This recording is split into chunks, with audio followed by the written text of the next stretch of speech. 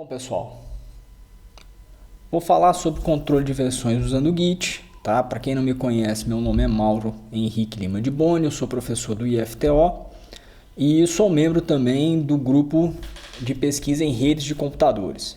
Tá? Então, atendendo ao convite do professor Cláudio, né, que é a pessoa responsável pelo grupo, né, ele convidou todos os professores que fazem parte do grupo a ministrarem palestras também, assim como todos os estudantes. Então, eu considerei que seria útil falar sobre controle de versões. Tá? Uma vez que todos os estudantes, tá, que estão envolvidos no grupo de pesquisa, eles não estão trabalhando na configuração de serviços de rede. Grande parte das tarefas que eles têm feito são tarefas de implementação, são tarefas de desenvolvimento. Então, ao final, vocês vão ver que o controle de versões e especificamente a ferramenta Git, eles vão estar totalmente aderentes ao desenvolvimento de software. E eles vão prestar, acredito eu, um grande auxílio àquele que pretende desenvolver software, de uma forma geral. Então, qual que é o roteiro dessa nossa apresentação? Tá?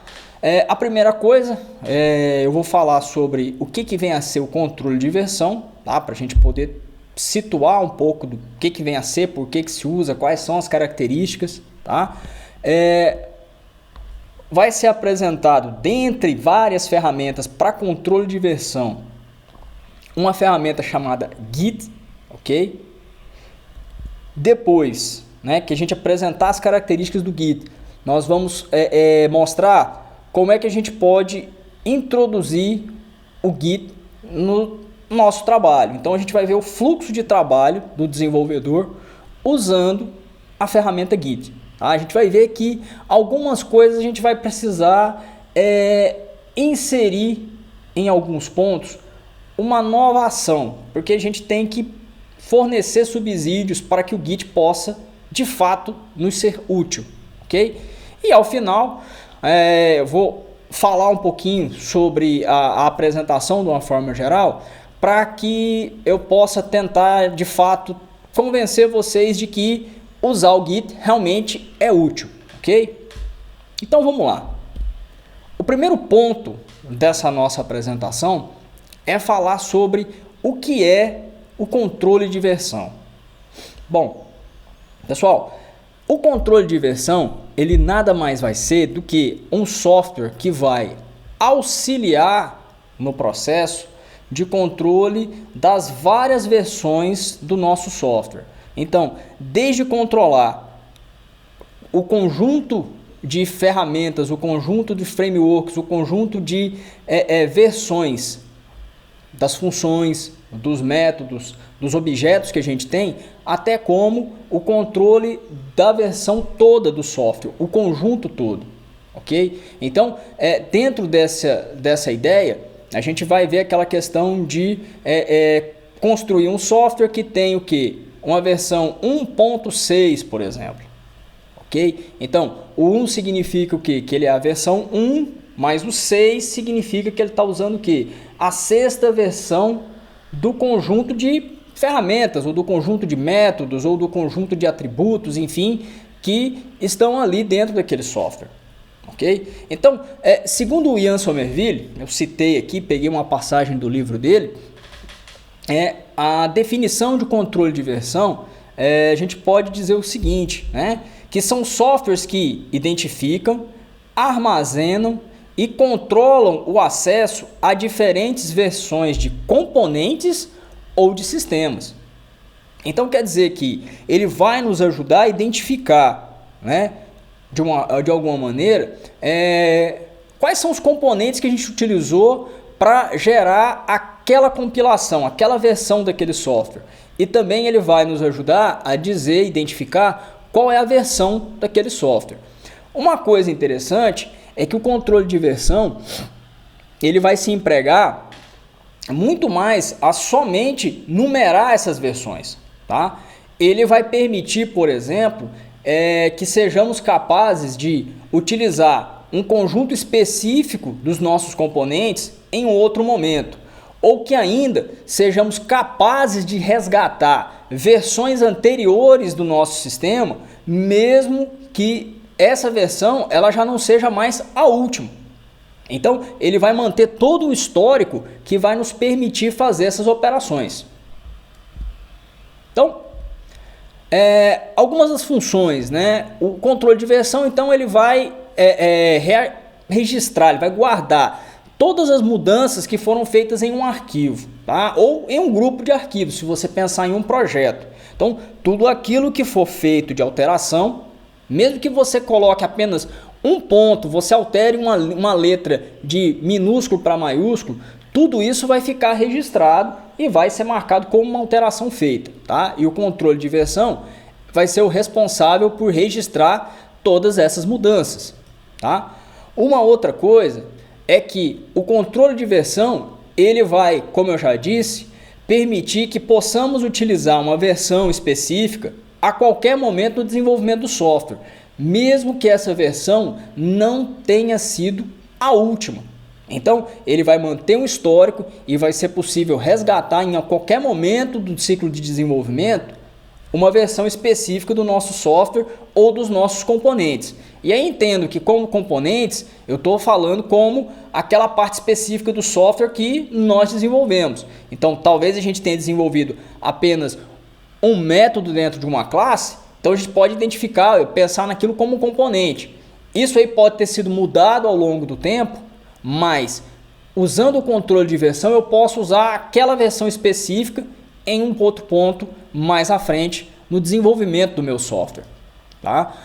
Outra coisa importante é que é possível eu conseguir reverter todo o conteúdo, ou seja, se eu tiver uma versão agora do meu software, mas essa versão por algum motivo ela apresentou uma grande quantidade de problemas ou ela não está funcionando, eu posso simplesmente o que? Gerar ou utilizar a versão anterior, que era uma versão estável, e manter essa versão que ainda precisa de refinamentos a nível de desenvolvimento. Mantenho a versão anterior em produção e trabalho com a versão atual, ou mantenho a versão atual em desenvolvimento. Tá? Então, lógico, a ferramenta ela tem que permitir isso com o menor esforço possível. Tá?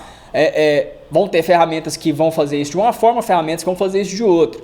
Mas veja que vai ser possível, então, continuar trabalhando no desenvolvimento de uma solução, mesmo que eu tenha uma versão estável. Essa versão estável ela fica em produção no nosso cliente e a gente tem a possibilidade de manter uma versão que ainda não está estável em desenvolvimento. E a gente vai ver até que a gente consegue o quê? Criar ramificações para o desenvolvimento. Então eu consigo manter uma versão mestre em funcionamento, mas em algum momento eu consigo criar o que? Desmembramentos dessa versão mestre, que a gente pode chamar de branches, que vão permitir que a gente possa introduzir conceitos novos nesse software que está sendo desenvolvido, sem, contudo, prejudicar o desenvolvimento principal. Agora, observar que para que essa característica funcione de fato, né, a gente vai ter que estar trabalhando muitas vezes em grupo. Né? Se a gente estiver trabalhando sozinho, alguns desses problemas ou dessas características a gente vai conseguir evitar. Okay? Mas mesmo assim, trabalhando de forma individual, o controle de versão ainda nos será útil. A gente vai ver isso durante a apresentação. Tá? Bom, então, lá no livro do Ian Somerville, ele cita alguns recursos básicos, tá, que são fornecidos por uma ferramenta de controle de versão. Então, eu vou apresentar esses recursos aqui então. Então, o primeiro deles é o quê? A identificação de release. Então, ele vai permitir, né, o controle de versão, a ferramenta de controle de versão, ele vai conseguir identificar o quê? A versão do nosso software. Então, se é a versão 1.1, se é a versão 1.1.1, ok? Se é a versão 2.0. Então, tudo isso ele vai fazer de forma automática. E a partir disso, ele vai conseguir construir pontos em que a gente possa especificar qual versão de fato a gente quer utilizar. O gerenciamento de armazenamento, ou seja, como as mudanças vão ser armazenadas. É lógico que enquanto desenvolvedores, somos nós que teremos a responsabilidade de avisar para o software de controle de versão o que é exatamente que a gente gostaria de gerenciar. Ok? Agora, como esse gerenciamento dessas mudanças vai ser feito? Bom, o controle de versão é que tem que garantir isso. Então, aquela ideia de que, bom, eu vou ter que construir uma nova versão do meu software e para isso o que eu vou fazer? Eu vou copiar a pasta atual, né? Eu vou renomear essa pasta, eu vou deixar essa pasta num lugar e vou trabalhar com a pasta que eu tenho. Então eu vou manter um backup disso, eu faço isso de forma manual. É uma espécie de controle de versão, mas só que lógico que é uma forma de controlar uma versão bastante manual, bastante sujeito a erros, né? E esse gerenciamento de armazenamento, quem tem que fazer sou eu enquanto programador. Então, o controle de versão é ele quem vai tratar disso. Então, bom, se ele vai salvar um snapshot, se ele vai salvar um arquivo com as alterações, se isso aí vai ser postado em um repositório na nuvem, é isso que o controle de versão é quem vai tratar dessas coisas. Então, isso aí ficaria de uma certa forma o quê? Não transparente, mas de forma mais fácil para que o programador possa utilizá-lo. Tá? O registro do histórico de alterações, isso daí é importante porque basicamente é aquela ideia de a gente conseguir guardar e saber em qualquer ponto do nosso desenvolvimento quem foi o responsável por introduzir uma determinada mudança. Bom, isso serve para quê? Para que a gente possa controlar e tentar evitar problemas mais na frente. Ok? Ou ainda saber, bom, essa alteração ela foi feita em que data? Olha, ele foi feito em 1º de novembro de 2015. Bom, em 1º de novembro de 2015 eu não tinha condições para saber que o cadastro de clientes ele deveria ter sido feito de uma outra forma. Então, bom, é uma maneira também de, enquanto grupo de desenvolvedores, a gente não ficar culpando A ou B por um determinado problema.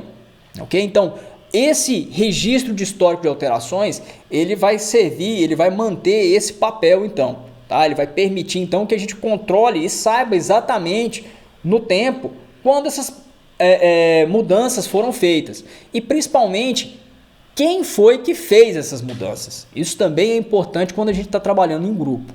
Tá? Outra característica importante, outro recurso importante, é o fato de que a gente tem que pensar que a gente pode trabalhar, e é desejável que a gente trabalhe em grupos. Tá? E o controle de versão, ele vai, mesmo você trabalhando em um grupo, ele vai permitir que você consiga trabalhar de maneira independente. Então, ele vai permitir que você, por exemplo, possa ter o seu diretório de trabalho, o seu Working Directory, né? E que você tenha o quê? Um repositório público aonde os outros colegas, os outros membros do grupo, eles podem pegar, né? Ter acesso a tudo que está sendo feito. Uma coisa importante é que se você tiver esse repositório público, ele serve como uma forma de backup. Então quer dizer que o controle de versão ele não é bem uma forma de backup, tá? Mas se você tem um colega que está trabalhando no mesmo projeto que você, ele teve acesso ao repositório na nuvem, por exemplo, e ele clonou esse repositório na máquina dele, ele vai ter naquele momento a cópia exata do que tem no seu diretório de trabalho. Então, você de alguma forma você compartilhou isso, né? Você colaborou com o desenvolvimento do software, né? Você disseminou o conhecimento no grupo, mas você trabalha de forma independente. O fato dele ter uma cópia do diretório de trabalho na máquina dele vai fazer com que ele possa fazer alterações em partes específicas do software enquanto você trabalha em outra parte. E aí, quando for necessário subir essas mudanças, enviar essas mudanças Para o repositório na nuvem, o software de controle de versão vai controlar essa parte toda para que, no final das contas, haja apenas o quê? Uma única versão com todas as alterações que foram feitas. Tá? E o suporte a projetos que, de uma forma ou de outra, eu já vinha falando. Então, você pode trabalhar independente, você tem seu Working Directory na sua máquina, tá? Você pode ter esse Working Directory, uma cópia dele em um repositório na nuvem, tipo GitHub, mas observar que se você estiver trabalhando em grupo, o controle de versão ele também vai servir para auxiliar esse trabalho. Então, quanto mais pessoas, você consegue ter um uso melhor, você consegue visualizar melhor, você consegue sentir melhor o uso do controle de versão.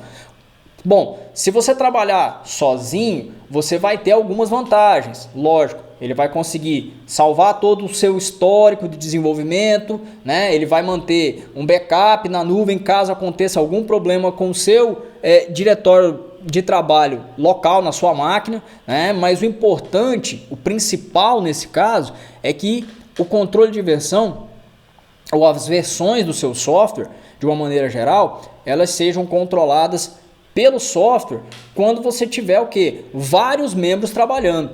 Então, ele vai conseguir, de alguma maneira, ajudar a resolver uma série de problemas, desde problemas simples até problemas mais complicados, como, por exemplo, você não ter de fato a última versão, a versão que realmente funciona do seu projeto, ok? Bom, após então a gente ter feito essa breve apresentação sobre o que são os sistemas de controle de versão, nós devemos agora apresentar o Git, que é o foco dessa apresentação, dessa palestra. Então, o Git ele vai ser, portanto, um sistema de controle de versão. Agora, ele é um tipo específico de controle de versão. Tá? Ele é chamado de sistema de controle de versão distribuído. Tá? Então, existem os paradigmas de sistema de controle de versão local, sistema de controle de versão centralizado. E além desses dois, existe um novo modelo, tá? Que é o que? O sistema de controle de versão distribuído. Então, no modelo local, tá? Todo o processo de controle das versões ele é feito na máquina local aonde está sendo feito o desenvolvimento. Okay? Observar que nesse caso, nem sempre é necessário usar uma ferramenta para se fazer isso. Tá? Talvez o método mais comum que ainda se é utilizado é o fato da gente só copiar a pasta em que estão os nossos arquivos, o nosso diretório de trabalho, por assim dizer. A gente cria uma cópia dessa pasta e renomeia essa pasta. E para aumentar um pouco mais o nosso controle, a gente acrescenta informação de data e hora para que a gente tenha uma espécie de histórico, para que a gente consiga depois saber, quando que a gente está introduzindo alguma mudança. Bom, logicamente, esse processo feito com pastas, ele é um processo extremamente manual e está sujeito a todo tipo de problema, desde problemas simples como esquecimento ou até defeito físico na máquina. Dificilmente a gente se lembra de fazer um backup, a gente só lembra de fazer o backup quando a máquina apresenta algum problema. Agora, eu posso também utilizar o modelo centralizado. O modelo centralizado, o que ele tem? Como o nome indica, eu tenho um repositório central onde os desenvolvedores que participam daquele projeto, eles podem ir e buscar as informações relativas àquele projeto. Então, as informações, sejam elas documentação, e aí incluem diagramas, textos, código-fonte, enfim, tudo isso ele vai estar colocado dentro do repositório central. Tá lá. Agora, o grande problema é que esse repositório central ele passa a ser o quê? Um ponto de falha. Então, se esse repositório cair, você vai ter problemas enquanto desenvolvedor nesse projeto, porque você não vai ter como, de repente, juntar as partes.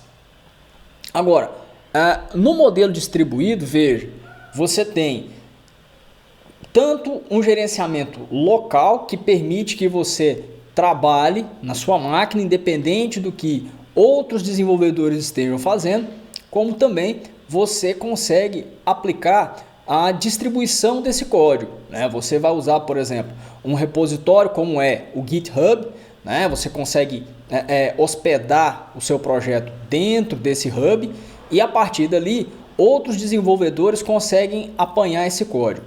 Uma coisa interessante é que toda vez que alguém encontra o seu projeto, alguém que participa do seu projeto, ele, por exemplo, usa uma instrução, né, git clone, né, e o endereço do seu projeto, o que ele está fazendo naquele caso é trazendo todas as informações que estão disponíveis no repositório do seu projeto e colocando na máquina dele. Então, observar que na prática o que ele está fazendo é copiando o que tem hoje na sua máquina, desde que você tenha atualizado esse repositório, ele passa a ter o conteúdo igual ao seu. Então, na prática, o que ele fez foi uma espécie de backup, né? Então, você tem o conteúdo na sua máquina local, você tem um conteúdo que está hospedado num servidor remoto e os outros colegas que estão participando daquele projeto, eles também têm a mesma cópia do seu código. Então, se alguém alterar alguma coisa no projeto, o que acontece? Ele manda as alterações subirem de novo para o repositório, se for o caso, né? Se ele assim o desejar, e todos aqueles que colaboram naquele projeto podem fazer o quê? Baixar essas alterações para os seus repositórios locais. Então, isso vai permitir que todos aqueles que colaboram com o projeto, eles estejam atualizados. Agora, também eu posso pegar uma cópia inicial, fazer uma clonagem de um repositório inicialmente, mas, no entanto, eu posso resolver não colaborar. Eu posso trabalhar, eu posso criar versões novas daquele código que estava disponível anteriormente, mas eu posso me abster de colaborar, se for o caso. Eu tenho a minha versão funcionando, independente das outras versões de outras pessoas. Tudo bem, localmente o Git vai estar controlando as versões que eu estou gerando, assim como o Git, né, também estará controlando as versões locais das outras pessoas que tiveram acesso ao conteúdo no GitHub que eles clonaram. E aí, entendam, o GitHub seria o quê? Um ponto onde todo o projeto, né, incluindo todo o código-fonte, ele vai ficar o quê? Disponível para que alguém possa pegá-lo. Bom, o fluxo de trabalho, quando a gente está usando o Git, vai depender de alguns conceitos que a gente precisa entender antes de trabalhar, tá? Então, o primeiro deles é ter em mente que todo projeto Git ele vai ser composto por 3 partes, ok? 3 partes principais. Então, quais são essas partes? A primeira delas é o diretório de trabalho.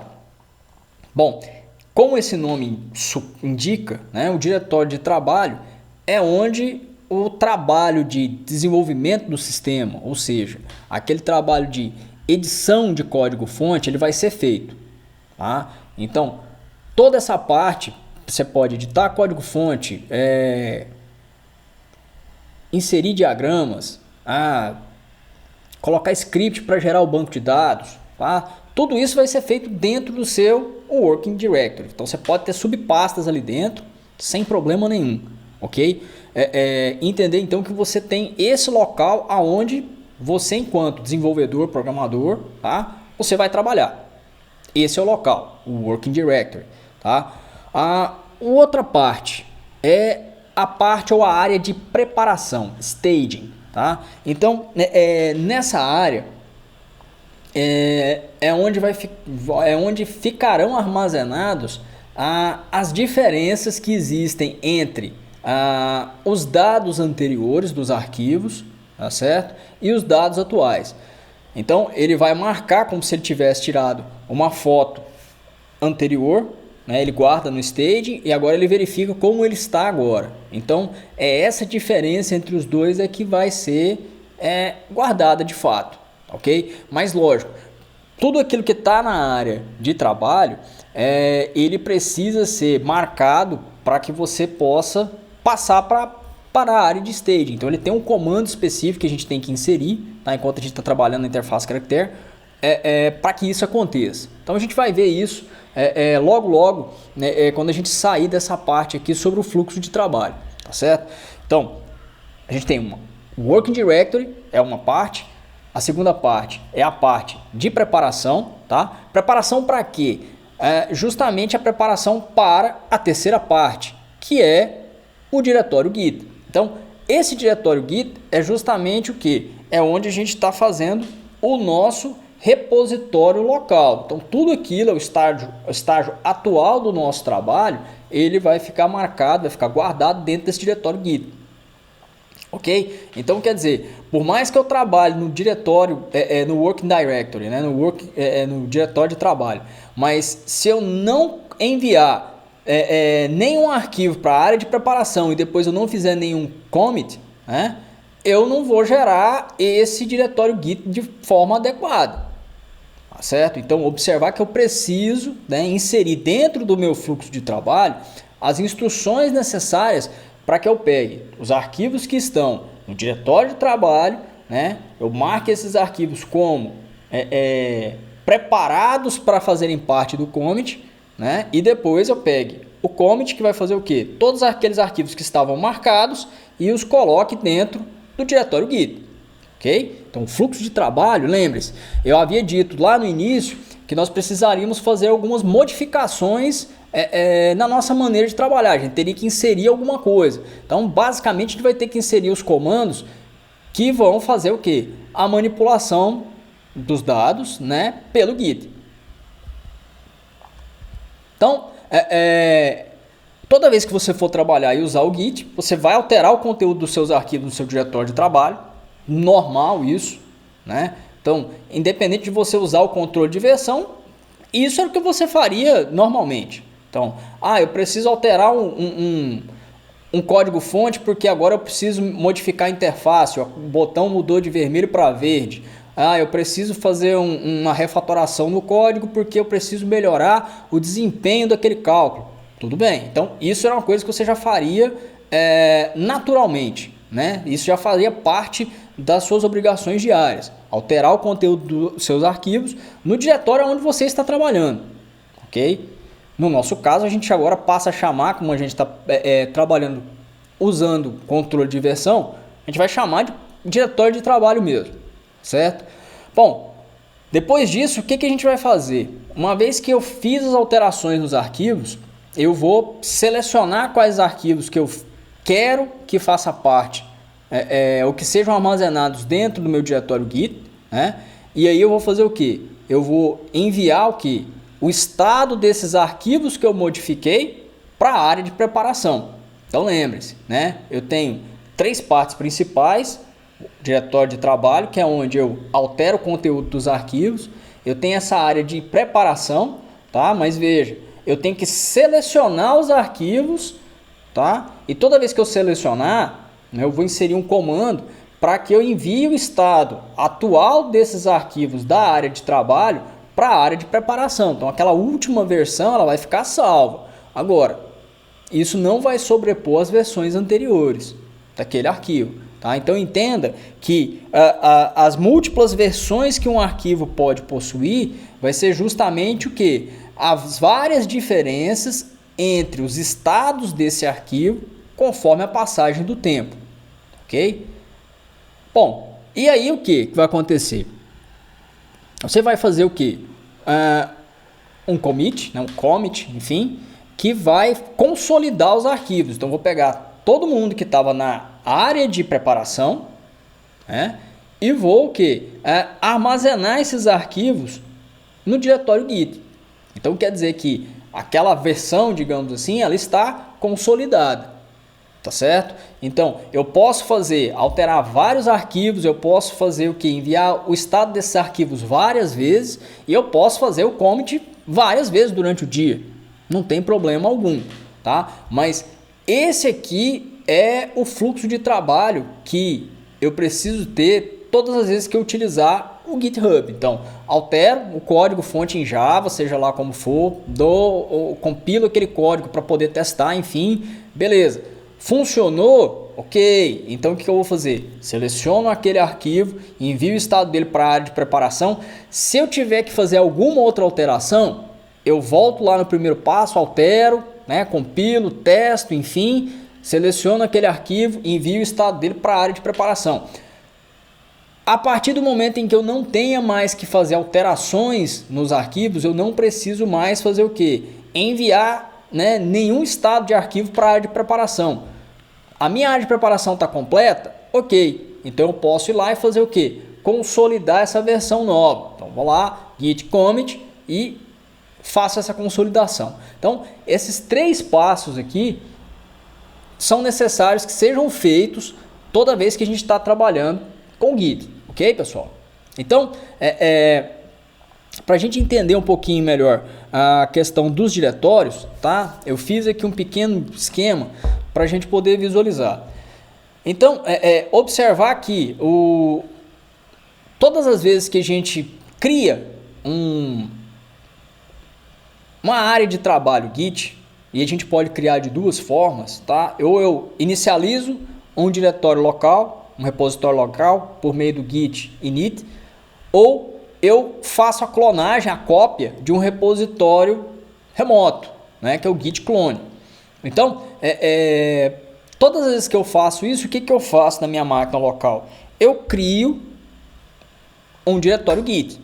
Logicamente que se eu estou inicializando um projeto novo, esse diretório git ele não vai ter conteúdo algum.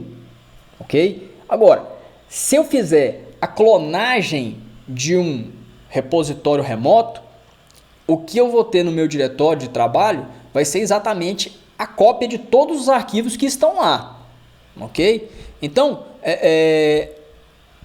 observar que todas as vezes então que eu iniciar o processo, tá? Sempre eu vou pegar o que? O estágio inicial da minha pasta Git ou do meu diretório Git vai ser o que? O estado inicial, vai ser o conteúdo, né, inicial do meu diretório de trabalho. Assim, lembrando, se eu inicializei um repositório local, o meu diretório de trabalho provavelmente não vai ter nada. Se eu clonar um repositório remoto, o que eu terei? Eu terei o que? Dentro do meu diretório de trabalho, todos os arquivos que estão no diretório remoto.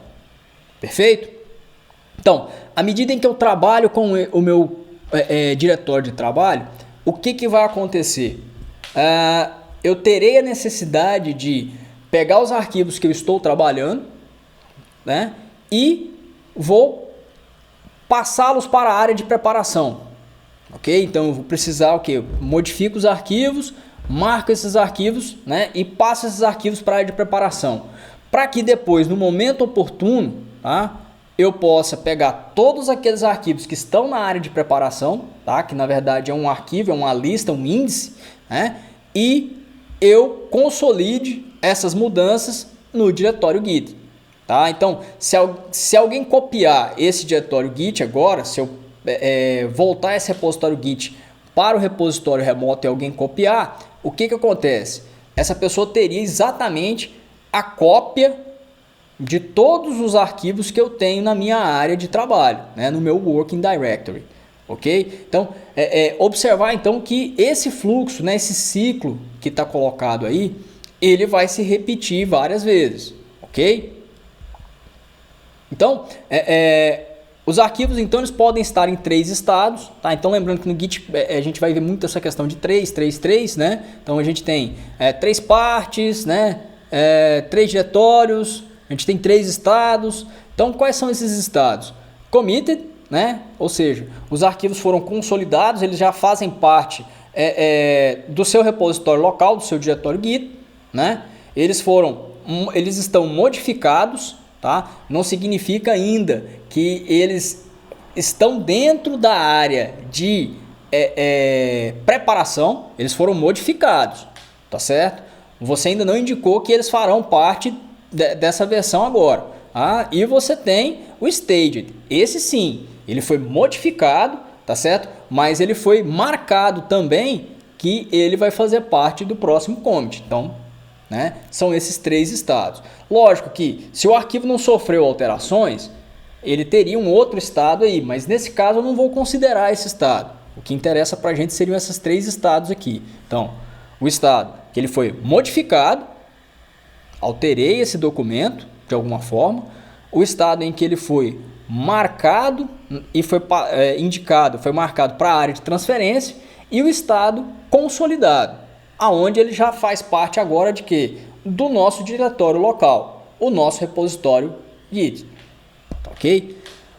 Bom, aqui pessoal, a gente vai começar a trabalhar com o Git dentro da interface do shell de comando, ok? Então a gente vai passar a inserir alguns comandos aqui para discutir um pouco melhor esses aspectos que foram apresentados.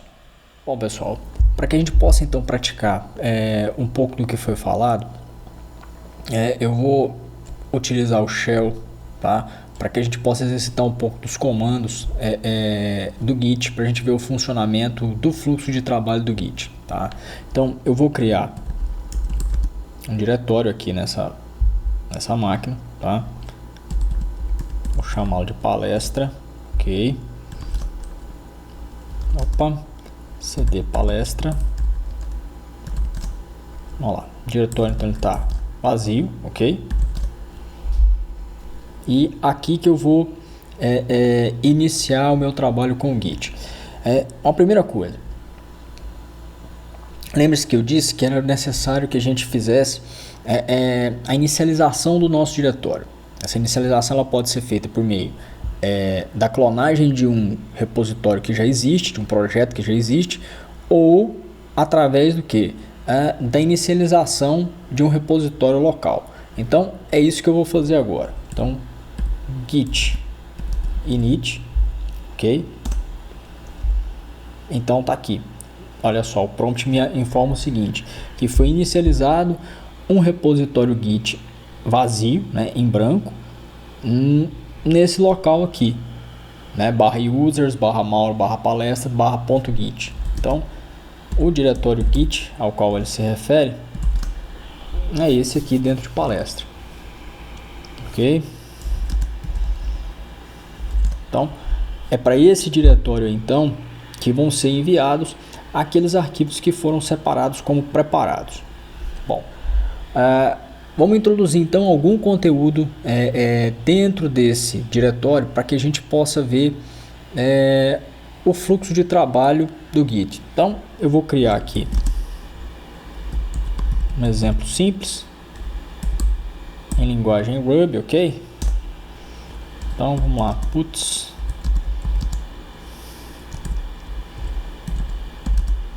hello world, né, que é todo mundo já viu isso, né, um exemplo bem clássico.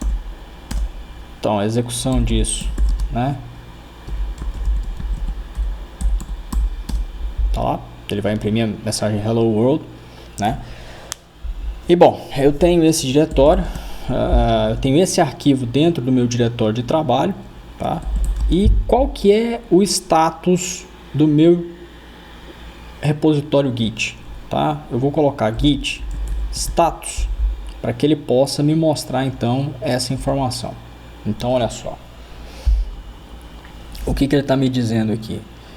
Bom, ele disse que dentro do ramo master, ou seja, do ramo mestre do meu projeto, eu tenho um arquivo, né, que ele não está sendo rastreado, digamos assim, né, que é esse untracked files, ou seja, eu tenho um arquivo que não faz parte do conjunto de arquivos que foi colocado como modificados para serem enviados para a consolidação dentro do diretório Git, ok? Então, tanto é que o vermelho, exemplo 1 aparece em vermelho, até para chamar a atenção, tá? Então, existe um arquivo que não está sendo rastreado, mas no entanto não há nada para que seja enviado para um commit, ok? Então é todo esse resultado desse comando. E aí observar que aqui no final ele diz o seguinte, né? A última linha aqui do prompt do resultado do git status é assim: use git add to track, ou seja, usar git add para que a gente possa, né, rastrear o arquivo, ou seja, para que a gente possa colocá-lo no estado de staged, né, preparado para que a gente possa fazer o que? A consolidação dele. Então eu vou fazer isso, git add exemplo 1.rb, ok? Então git status novamente para a gente ver. Então qual que foi a mensagem então agora? Olha só, ele agora mudou, ele disse que agora eu tenho um novo arquivo para ser enviado, né? E as mudanças podem ser consolidadas usando git, né? Aí pode ser rm, tá?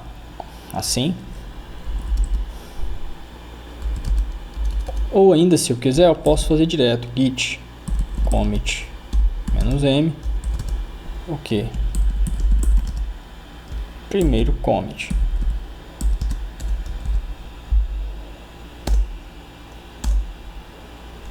Então, aquele meu arquivo ele foi consolidado agora, ou seja, ele passa a fazer parte do meu repositório Git. Ele não está mais só dentro do meu repositório local, meu repositório de trabalho, meu working directory. Agora, esse arquivo ele está localizado dentro do meu diretório Git. Se eu alterar alguma coisa nesse arquivo, né, vamos fazer uma pequena alteração nesse arquivo.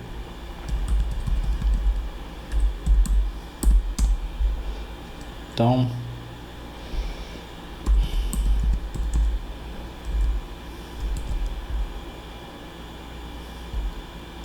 fazer essa alteração aqui bem simples, né, vamos ver se funcionou.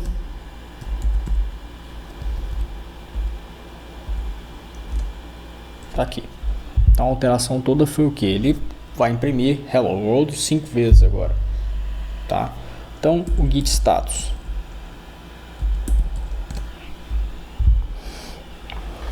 Então veja que diferentemente daquela primeira mensagem que nós tivemos, ele diz o seguinte, olha, o arquivo exemplo 1, ele é um arquivo que está sendo rastreado, ele está sendo tracked, né? Mas o que acontece? Agora ele passou a ser um arquivo que está modificado, ou seja, em relação à versão desse arquivo que está guardado, o estado dele está guardado no diretório Git, há uma diferença. Então alguma coisa foi modificado, foi acrescentado como conteúdo. Bom, se eu quiser visualizar essa diferença, como é que eu faço? Git diff exemplo 1.rb. Então tá aqui, ó. Olha lá. Ele lista para mim a diferença que existe. Então, o que está em vermelho era na primeira versão, ok? É o que está consolidado, é o que está salvo na diretório Git, e o que está em verde é a versão nova que está preparada para ser enviada para o Git, ok? Então ele consegue comparar e ver que existe essa diferença entre eles, ok? Bom, então se eu quiser eu posso então fazer um add, né, um commit novamente,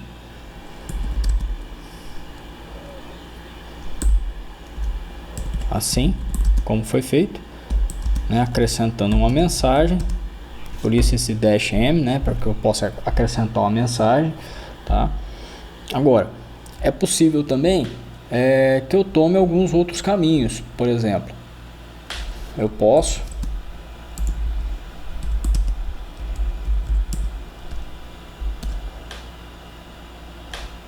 alterar o meu arquivo exemplo 1, por exemplo. Eu posso pegar o arquivo que eu tenho lá no meu diretório Git e trazê-lo de volta, ok? Bom, então se eu quiser desfazer, por exemplo, eu fiz aquela alteração, meu comando, né, tá aqui o exemplo 1.rb, tá? Ele está fazendo isso aqui, mas bom, por algum motivo eu não quero esse arquivo mais, e eu já salvei esse arquivo. Então o que eu poderia fazer? Eu poderia tentar modificar a minha área de trabalho, meu Working Directory, com o conteúdo que eu tenho no meu diretório Git.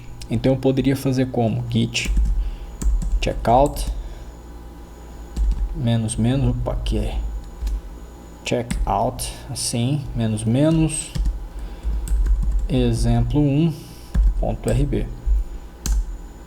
Ok? Então vamos ver o que aconteceu agora. Ruby exemplo 1.rb. Vamos lá. Então ele voltou àquela versão anterior que eu tinha, né? Lembra? A versão que eu tinha antes, ele fazia a impressão da mensagem Hello World por 5 vezes, e a primeira versão que eu tinha, que era aquela do meu primeiro commit, ele só fazia a impressão uma única vez. Então se eu voltar agora, pico, né? Exemplo 1.rb, olha só, ele foi lá e restaurou aquela primeira versão que eu tinha. Então vocês podem observar que tanto eu consigo mandar os arquivos no sentido diretório de trabalho para diretório Git, quanto eu consigo fazer o processo inverso. Eu consigo trazer os arquivos que estão consolidados dentro do meu diretório Git para o diretório de trabalho, ok? Bom, eu citei algumas vezes o GitHub, tá? Na verdade, o GitHub, ele é o que? Ele é um repositório remoto, tá? Onde a gente pode hospedar os nossos projetos.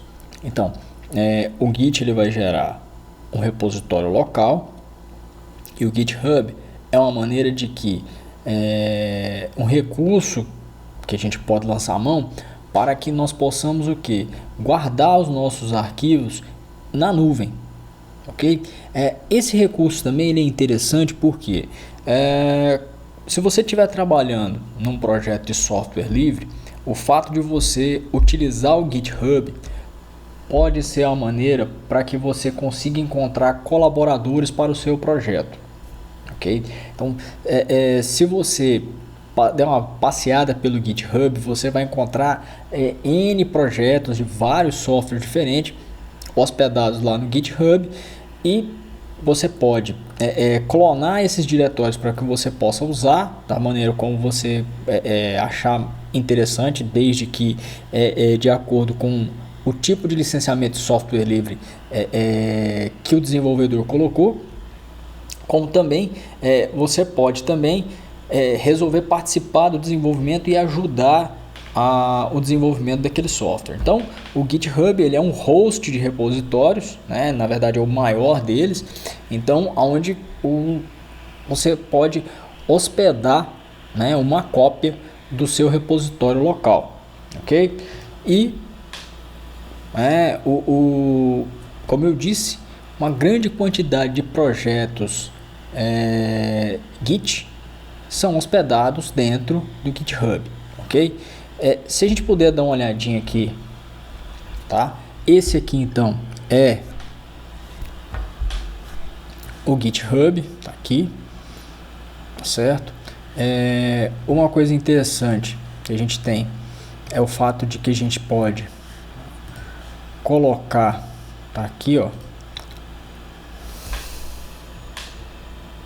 né? Esse aqui eu criei para que a gente pudesse utilizar aqui na palestra. Então vejam, eu tenho aqui o meu repositório,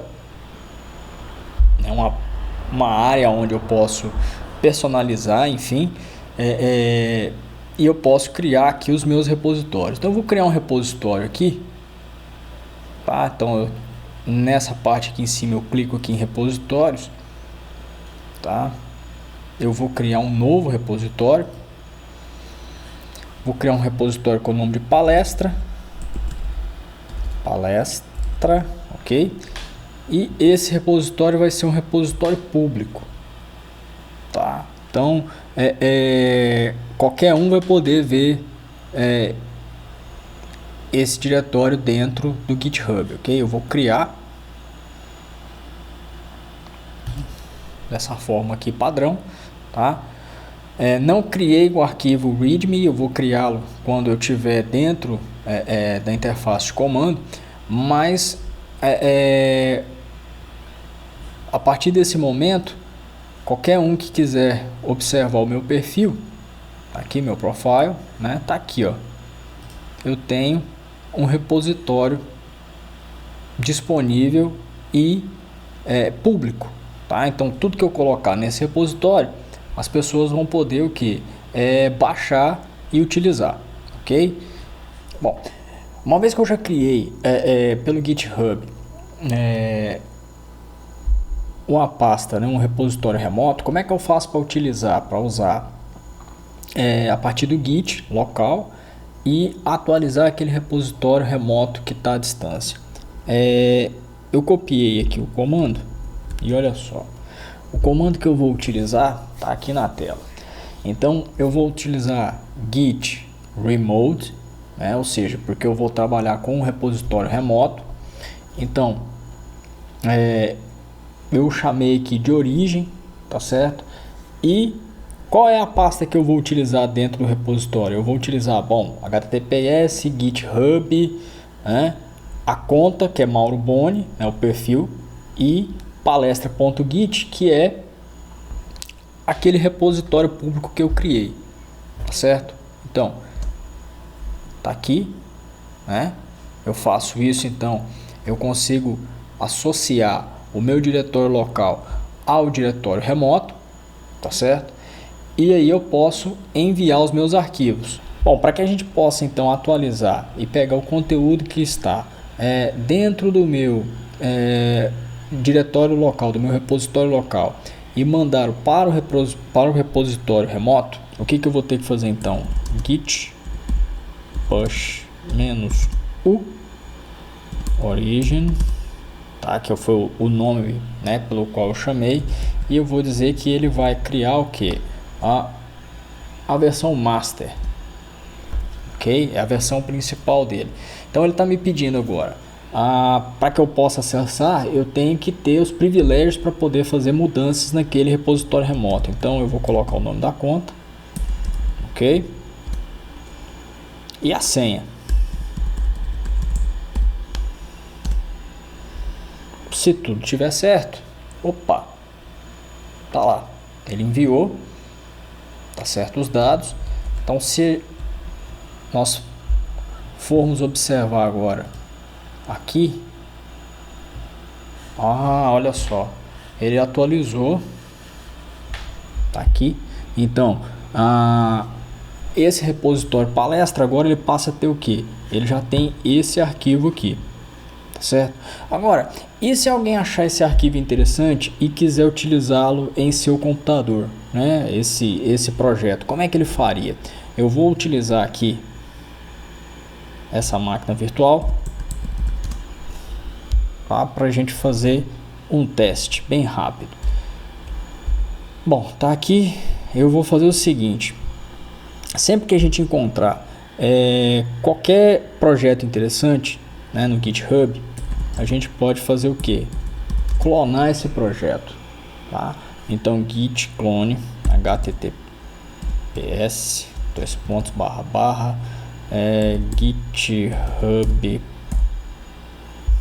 github.com/Mauro Boni, que era a minha conta,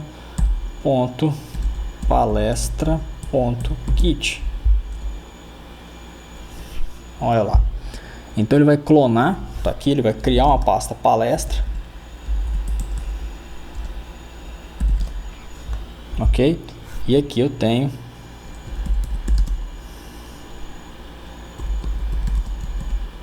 aquele exemplo, tá? Não sei se aqui vai ter o Ruby instalado, aqui não tem instalado nessa máquina virtual, mas de toda forma, olha só, aquele conteúdo que estava lá disponível, né, naquela outra máquina, agora na máquina virtual aqui, quer dizer, seria um outro usuário em outro ponto, ele teria acesso àquele mesmo arquivo. Então, observar que o diretório local, eu utilizei o GitHub para fazer o que? Um repositório remoto, né, assim como eu tenho no modelo centralizado, mas a partir desse modelo centralizado, outras pessoas podem ter acesso a esse projeto e podem utilizar esse arquivo. Então, aqui nessa máquina virtual que simula um outro equipamento, um outro computador de uma outra pessoa, a pessoa poderia começar, enfim, a editar os arquivos dele e fazer o processo tal qual eu fiz naquele outro computador. Bom, então a gente chegou na parte final dessa apresentação. A apresentação é bem breve, tá? A gente tinha cerca de 1 hora para apresentar, a gente já chegou bem próximo disso. Então, fazendo um breve resumo daquilo que foi apresentado, né? Bom, de forma muito rápida foi apresentado o que vem a ser o controle de versão, né? Alguns tipos, né? Os 3 tipos principais de software para controle de versão: centralizado, local e distribuído, né?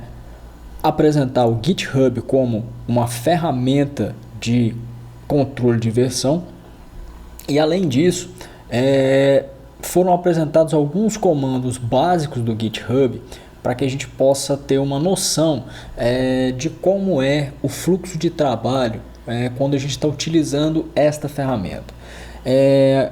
Foi apresentado também o GitHub, tá, como sendo um repositório remoto que pode ser utilizado por qualquer pessoa, tá? Então qualquer um pode ter uma conta no GitHub. É até curioso porque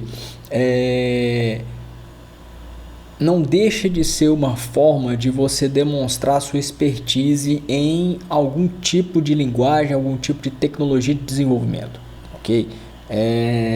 Caso você esteja pleiteando uma vaga no mercado de trabalho, o seu empregador pode, por exemplo, visitar a sua página, né, o seu local que você possui dentro do GitHub, até para poder ver o que você tem desenvolvido, com quem você tem colaborado a nível de desenvolvimento. Bom, como os comandos que a gente apresentou são os mais básicos possíveis, talvez a gente não consiga apresentar de forma profunda a importância, né, de se usar o Git, né? O GitHub já é outra história, mas a ideia é que a gente consiga apresentar a parte básica para vocês, para que isso possa causar em vocês uma curiosidade, tá certo? Então, a partir dessa curiosidade, vocês vão conhecendo mais os comandos e vocês vão conseguir aplicar cada vez melhor as várias ferramentas que o Git oferece. Então, quer dizer, tudo que a gente fez aqui foi criar um repositório local, adicionar a esse repositório local alguns arquivos, né, verificar o status do repositório local e desfazer um commit.